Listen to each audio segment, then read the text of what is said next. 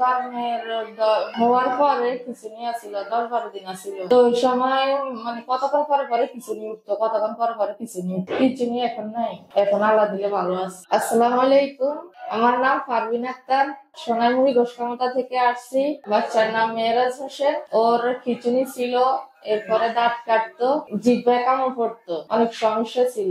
এখন দেখাইছি দিন আমরা 1 মাস হয়েছে, 1 মাসের মধ্যে পরিবর্তন হয়েছে। মনে করেন জিহ্বায় কামড় পড়তো, দাঁত কাটে, এখন এগুলো নাই। দাঁত জিহ্বায় কামড়ে দাঁত কাটা করে আর জিহ্বায় মনে করেন নিজে মানে কামড় পড়তো আর মনে করেন হিগা কোলের মধ্যে খাড়া করেছি, রক্ত বাইর হইতো না, এলে কামড় হতে দুঃখ পেতো। মনে করেন খাওয়া দাওয়া খাইতে ঝোল, এখন আল্লাহ দিলে আছে ভালো, এখন কামড় নাই। দাঁত কাটতো, মনে করেন দাঁতে দাঁতে ইয়ে করতো, দাঁত কাটতো, ঘুমের মধ্যে করতো না, মানে জাগন থাকা অবস্থায় ইয়ে করতো বেশি। এখন আল্লাহ দিলে ভালো আছে, খিচুনি এখন নাই। খিচুনি মনে করেন জন্মের হওয়ার পরে খিচুনি আসছিল, 10-12 দিন আসছিল। তো ওই সময় মানে কতক্ষণ পরে পরে খিচুনি উঠতো, কতক্ষণ পরে পরে খিচুনি উঠতো। এরপরে আমরা ঢাকা চিকিৎসা করছি, ঢাকা 8 দিন হাসপাতালে নিচ্ছি। নিবার পরে তারা যে চিকিৎসা দিচ্ছে, ওই চিকিৎসা আমরা সমনি নোয়াখালী হাসপাতালে রাখি, এগুলো চিকিৎসা করছি। এখন আল্লাহ দিলে খিচুনি এখন ভালো আছে। খিচুনি মনে করেন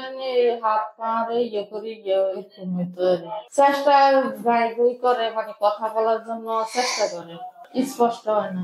আগে একটু কম আছিল, এখন মানে একটু ভালো আছে আগের থেকে।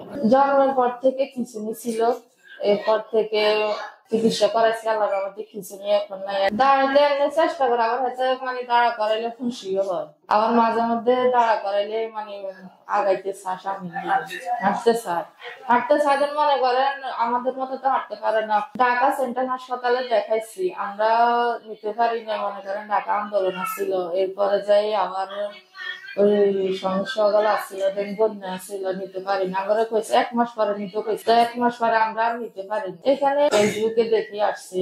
এখন তো চিকিৎসা মানে যেভাবে চলে আল্লাহর রহমতে হতো, এখন আছে আলহামদুলিল্লাহ ভালো। হতো ডাক্তারের ছিল, আল্লাহ হতো আরো পরিবর্তন করতে পারে ভালো।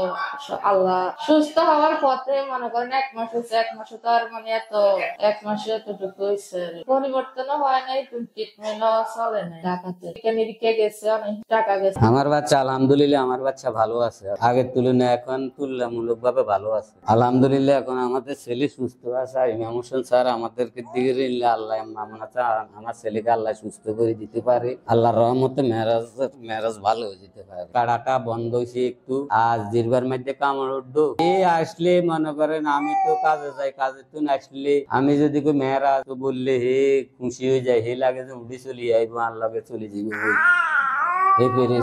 হ্যাঁ। আর আর আব্বা আছে, আর আব্বা যদি যাই যায় মেয়েরা যেতে আর একটু 1 সেকেন্ড এই আঙ্গ ঘরে রুমে থাকতো না, দাদার লাগে চলে যাবে, না বসে দেখে না। এই কথা বলতে তো আগে চাইতো না, একটু চাইলে আমরা এর কথা বুঝি না।